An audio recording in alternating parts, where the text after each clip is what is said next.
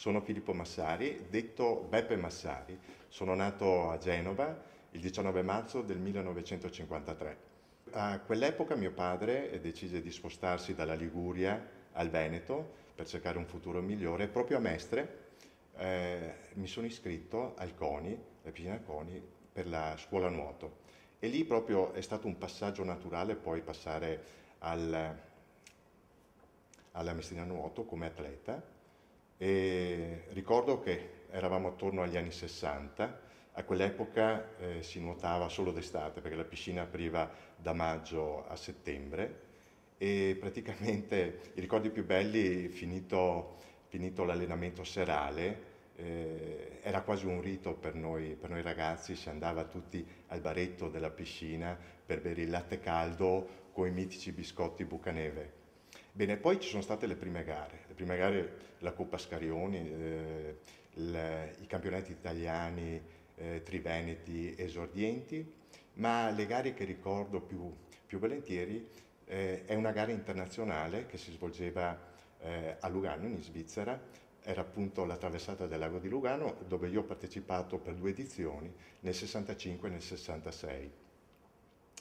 Era una gara che presentava diverse difficoltà perché intanto era un percorso abbastanza lungo in un'acqua gelida, che era l'acqua del lago. In effetti all'arrivo eravamo accolti con un bicchierone caldo di Ovomaltina, che fra l'altro era lo sponsor di quella manifestazione.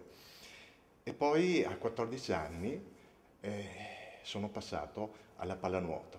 E lì veramente la mia grande passione. La mia grande passione prima nel ruolo della mascotte e il mio compito era portare i palloni, seguire la prima squadra portando i palloni e avere la manutenzione di questi stessi. Perché all'epoca non si giocava con i palloni di plastica, ma erano di cuoio, quindi ogni tanto si doveva passare del grasso per aumentare l'impermeabilità di questi palloni. Bene, e anche lì i ricordi, come posso dire, sono passati gli anni e poi è arrivato il mio turno, prima come riserva e poi come titolare in prima squadra nel ruolo di portiere. Io sono stato particolarmente fortunato perché prima di me ci sono stati degli eccellenti portieri. Ricordo Giorgio Ferghina, Cecchinato, Giuseppe Sarti. Ecco, e da ognuno di loro ho imparato qualcosa.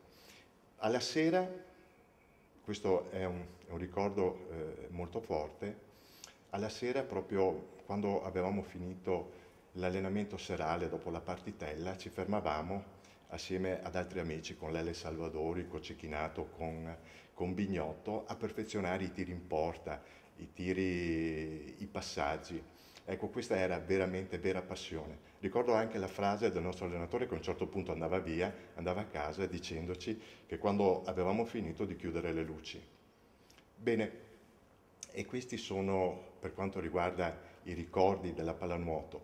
E la grande opportunità poi che ho avuto giocando è proprio incontrare dei grandi campioni nei campi da gioco, ne cito alcuni, come Gianni De Magistris quando giocava con la Florenzia, oppure anche se non più giovanissimi, lavoratori Cevasco che hanno fatto parte del settebello della nazionale italiana assieme a Eraldo Pizzo, un po' la storia della pallanuoto. Bene, però quello che ricorderò per sempre sono tre persone che hanno inciso positivamente nella mia vita. E queste tre persone ho un senso proprio di gratitudine verso queste tre persone. La prima persona è il signor Giorgio Salvadori. Giorgio Salvadori perché è stato lui che mi ha dato proprio le prime lezioni di scuola nuoto, mi ha insegnato praticamente a nuotare e mi ha introdotto poi successivamente nell'ambiente della maestrina a nuoto. Di lui ricordo la sua gentilezza e il suo viso sorridente. La seconda persona è il mio allenatore di nuoto, il signor Cianci, proprio lo vedo, è come se fosse adesso andare su e giù nel bordo vasca con quel suo grosso cronometro appeso al collo. Io penso che una persona positiva così è stata una delle persone più positive che ho conosciuto in vita mia. e la terza persona è il mio coach della pallanuoto, il signor Renato De Sanzuale, un vero gigante di questo sport, una persona che ha lasciato il segno.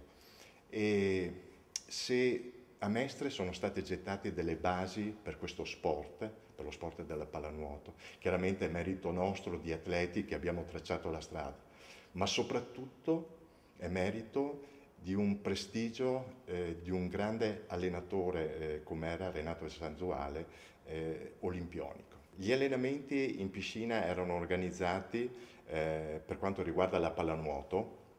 Nel periodo estivo ci si allenava al mattino, poi si faceva una rifinitura a mezzogiorno, poi chiaramente la piscina doveva aprire al pubblico e si ritornava in acqua verso le 6:30 di sera fino a sera in nuotata, perché ci si allenava, si faceva la partita, poi si rimaneva a fare certe rifiniture per quanto riguarda, come ho spiegato prima. Durante l'inverno, negli ultimi anni, perché io praticamente appartengo a quelle persone che hanno nuotato, che c'era solo la piscina nel periodo estivo. Gli ultimi anni c'era il pallone, quindi abbiamo aggiunto al periodo estivo anche quello invernale, con gli allenamenti chiaramente. Allora, gli ultimi anni, quindi parliamo del 76, 75-76, ho iniziato a lavorare e quindi non potevo più frequentare assiduamente,